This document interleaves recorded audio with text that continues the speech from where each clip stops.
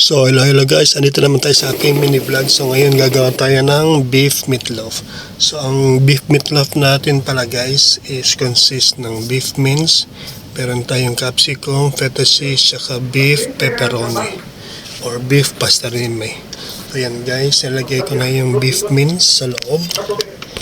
Ayan guys, ilalagay ko na sa cling film.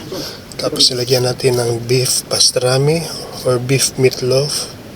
So yan guys, 4 na piraso yan ng beef meatloaf. Nilagyan natin ng capsicum. Then nilagyan natin ng feta cheese. So ito pala guys is beef stuffed meatloaf or beef roulade. So yan guys, ginigiling ko na siya sa cling film. Tapos ginawa ko rin yung aluminum foil, ni-roll ko lang siya. Tapos sinelyohan ko. So perfect circle.